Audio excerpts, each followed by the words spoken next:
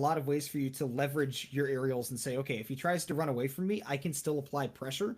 Whereas on a more flat stage, if the Greninja tries to run away from you, it's very hard to apply pressure. Immediately taken to the platform for his aerial assault, coming out with forward air. Again, it'll be a lot better in this matchup than against a lot of others because that shield is not as good of an option for Greninja as a lot of other players. Coming down with a Nair eventually. You see Nair dash attack. We're going to see Fair setting up for dash attack, or just dash attack outright. He's going to get some mileage in there. Right off the bat, we're already seeing RatedRudy apply pressure to these platforms and an assisted 0 to death there with that SD. Ignite's going to have to shake that off and come back strong. No, definitely going to have to shake it off. You can't let that affect you too much going to the next game, but he is loving trying to use this Dolphin Slash to get out of pressure, and I don't know if it's worked yet. I think that, honestly, Greninja's so good. Greninja, we touched on it, very bad out of shield, but on shield, his pressure is pretty much unbeatable. And I think that you honestly have to sort of abandon the notion of that up B out of shield. Not entirely, but you can't let it be a primary game plan because Greninja can so often get out very quickly. It's like saying, okay, I'm going to try and punish Wolf for nairing my shield. Oh, yeah, that's always fun. That's a fun game to play. If you like losing. It's a fun game to play if you're Wolf. Yeah. Man, we're just seeing all the pressure, and sometimes we're seeing RatedRudy back off a little bit, dash throw some water shurikens, but a lot of it is him choosing when to go in, and Ignite just has to play the guessing games. Oh my gosh, you see the spacing with those down tilts as well was so good from Rudy, and now that he's got the Marth off stage, great save of the recovery. A lot of Marths right there would have immediately gone for the Dolphin Slash, and that would have been dead. Anti-air with the tipper forward tilt, not quite gonna do it. Clean guy from Rudy and a clean... Oh! Shadow Sneak! This is what I'm talking about, right? You can't let the Greninja just play the way that he wants to, because that's the kind of thing that's going to happen. Ignite is leaving himself open for that offensive pressure when there shouldn't even be any. Forward tilt? Even a forward tilt from Marth got a full hop out of shield out of RatedRudy. But Greninja is not great out of shield. Yeah, does not have many options. Certainly almost none of them attacks. So instead, you know, you just try and play evasive as the Greninja, and it can be hard for Marth to catch up. I think that it's hard because of the way that, you know, Greninja's a faster character, but he has worse aerial drift. If Marth tries to run away from a Greninja, which he'd have to have a lead to do, then it's going to be hard for Greninja to catch up to him. But in any case like this, where you've lost a stock, but you still got a full stock and a half lead, just about, Greninja can certainly run away from Marth if he wants to, but that's not Rudy's style. Oh, definitely not. He likes to keep the pressure going on. I'm seeing it. Ignite, though, these recoveries have been really, really good. The patience to say, okay, I know Greninja, actually pretty good edge guarder just in weight, just that you wouldn't expect. It's not straightforward. They've been doing a great job of just saying, oh, it's all right, I'll hold up, and then I'll come back. Again, it's really hard for Ignite to press into the space that RatedRudy's covering. Even if he dash attacks, goes to the other side, or if you get through, his burst movement makes the stage control so much less prevalent. That was something that we actually saw a lot from Ignite in earlier games, where he wasn't playing against characters with tons of burst movement, so he was able to hold on to the stage control that he had for much longer. Here against Rudy, it's a lot harder, but he is catching big commitments, and that's why he's almost got this down to last stock also. 109% on RatedRudy, but Ignite's not sitting at a healthy percent either to make this. It's gonna be difficult. It's gonna be difficult for sure. If he takes the next stock, maybe some tipper cheese. We'll see something happen. Up there, catching him out of his charging animation, but forward smash on the way down. That's an answer. Yeah, I think that Rudy definitely caught him, you know, swinging a lot. Ignite, I think, was in that, okay, I've got to take the stock, I've got to get onto the last one, so maybe this is where I can get my offense going and I could start swinging. And then one over commit. He was pretty high above Greninja too, but it was in that mode where Rudy just kind of had to throw out something like a smash attack. He was at far too high percent to get any confirms. I think that even if he died and had no rage, he still wouldn't be able to find any on Marth. So, you know, it's at that point where you just really have to be scared of the raw, basically the sword moves, right? The forward air, the forward smash, something like that. Yeah. And a lot of that game, I feel like the pace was set because of that start. You know, we had a quick like 50% and then the assisted, you know, 0 to death with the SD. That really played a lot into the pacing of the game. I feel like maybe with the next start, if we see Ignite keep his feet a little bit closer to the ground, could be a whole different ball game depending on who's going to be able to get the momentum started. Yeah, again, Marth can really run away with the game if he's able to stay in the air against Greninja, but you, one, have to have a lead to be able to do that, and number two, you have to be very careful about when you're going to be near the Greninja and when you are going to drift away, because one, if you drift away too often, the Greninja can run in, use that burst movement to punish you on the landing. But if you stay too close, Greninja still has good frame data, maybe not out of shield, but he has good frame data otherwise that can punish you even with that forward smash. It's pretty fast and it hits pretty hard. Oh yeah. That's not a move I want to contest with.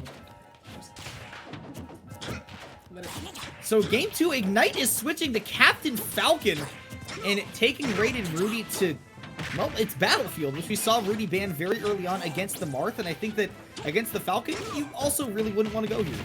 Now, what's interesting, I feel like I remember us looking at Ignite's character sheet, and we never even saw Marth. We saw stuff like Rosalina, and I believe the Captain Falcon was among it.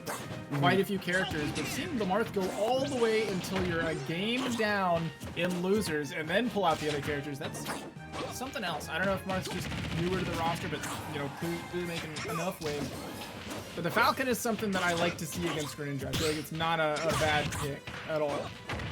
Oh my god, the up air to catch him. That's one of the things that you need to remember about Greninja's neutral air is that as good as it is, you can actually beat it out pretty easily as long as you have a hitbox that can hit under it, because it's actually mostly on Greninja's body. Wolf's Nair, for instance, is something that can beat Greninja's Nair head-to-head. Now we're seeing... Look at all the damage that Ignite has already applied. Using the leaves to get away from that up air. Oh! Sour spot downer just killing outright from center stage. Only 40% on Ignite. He is really.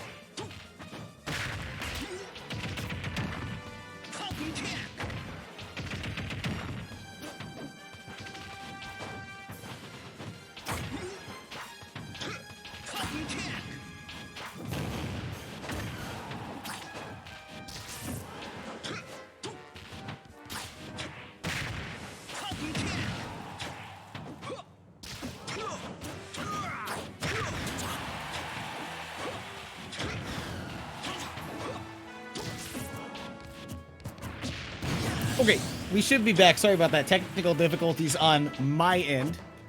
Yeah, so things are back. We're back to talk about some Smash Brothers, and we're down to the last stock for RatedRudy in this game. Now, Neighbor, you were talking about some stuff about Falcon that, I mean, we were talking about it earlier. We were seeing it earlier, rather, that in this game, he kind of has that Marthritis kind of symptom back from Melee, where you get them to the high percent, and you have strong moves, but it's hard to land the ones that actually matter. Yeah, and that's why we see sometimes these comebacks can happen this way. Now, Ignite's sitting at a pretty high percent. Does Falcon get straight into the forward smash, and we're seeing pretty much an even game here.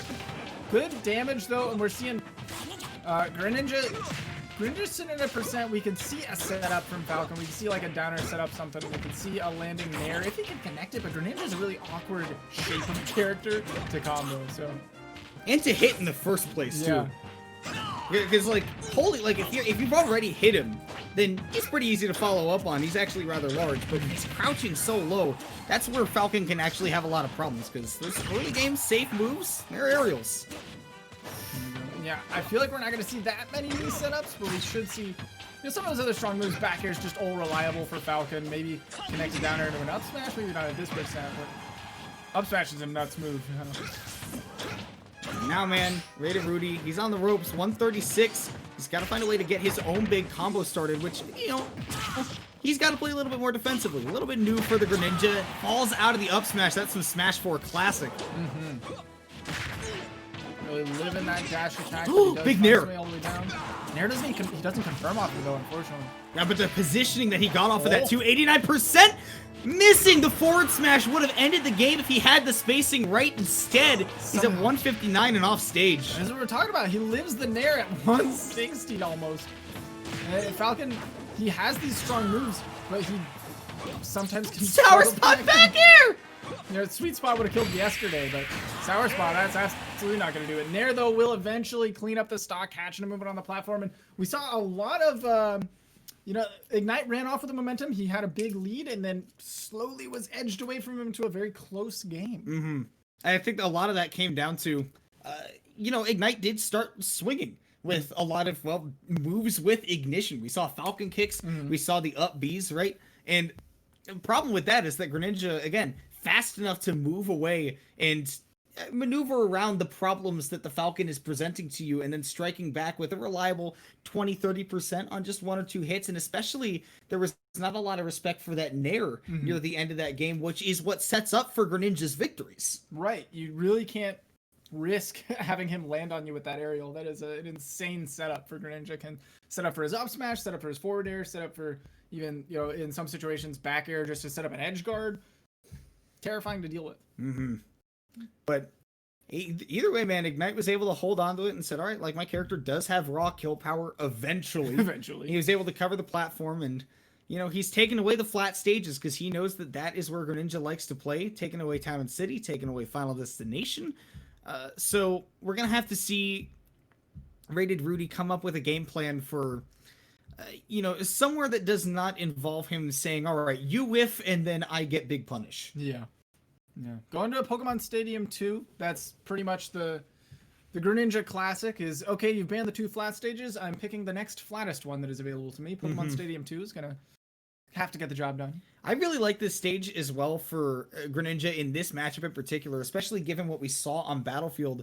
If you're near center stage, Pokemon Stadium 2 has cavernous blast zones. And that's going to be a problem for Falcon to get those kills, especially because, again, a lot of his moves kill off the side.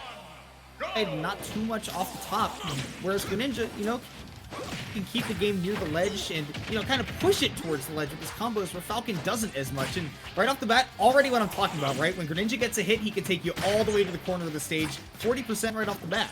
Straight to the other side, because you can always find confirms into that dash attack, and that's into flying. Always going to be able to bring it to the... Look at that. Oh my goodness. Straight from left to right. And he almost caught him with that full double jump, but is a little bit too low for that to connect with that water shuriken. And, you know, you just got to sit back as Rudy and say, all right. 85%, I'll take it. Now I'll see if I can catch these overcommits. And, man, Falcon kick to break the zone instead of just using the natural movement speed from Falcon. Yeah, and the Falcon kick was even punishable on hit with again. Now we're seeing another Falcon kick. A third? Going for a third? Can we see Can we get a fourth? Can we see Can we get a fourth Ignite? No, he's wisened up. He says, okay, that move it's not bad, but I mean it's not good enough to be using 4 times in a 20-second span.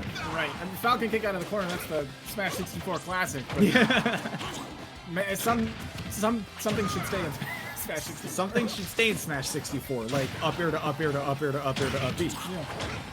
Like 2 down smashes in a row is when he goes for a down air to challenge. The pressure RatedRudy was looking for an air dodge and didn't find it, instead got booed. There we go. Now we're using that movement of Falcon to stand away, trying to bait something out of Greninja.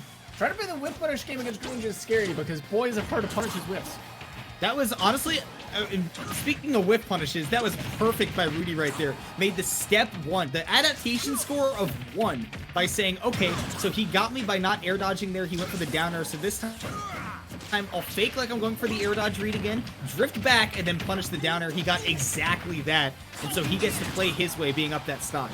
Ooh, now he gets the extension of the platform, and Falcon kicks his way down, and Nair is going to cleanly take it. I think at this point, Rudy just has to kind of accept that there is no mix-up. If you're hitting Ignite's Falcon, he's going to get aggressive the moment that he is out of hit stun. And you just kind of have to back off, let him commit to something, and then see right there with that downer, that could have gotten you punished like it did last time. Just wait it out, space yourself properly to avoid, and then Just like that. clean. And there's the Nair, doesn't react to the side that he gets sent on. Shoutouts to the Wi-Fi.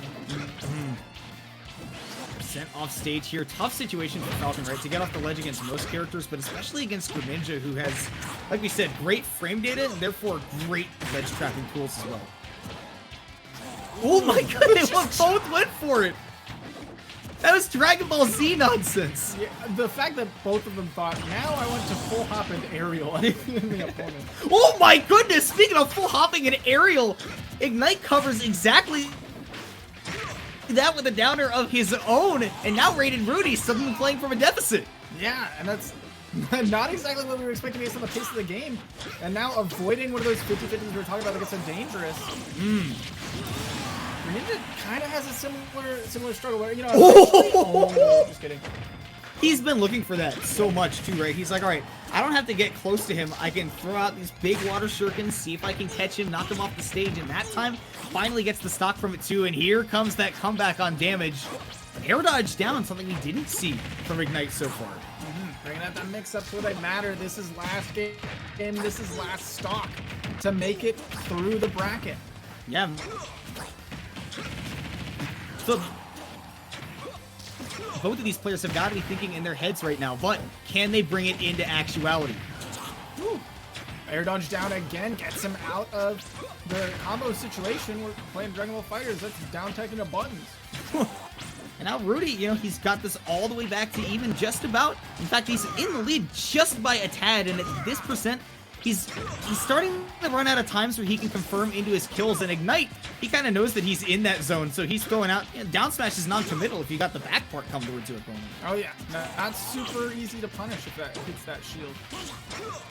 Look at all the stage that Ignite is giving up right there. He's playing behind that platform in the corner, and Rudy's got all of Pokemon Stadium 2 to run with. They're trying to land the backer to punish the shuriken, but doesn't quite have the distance. Oh, again, we see the same situation! This time the Nair wins out instead of the down air. Ooh.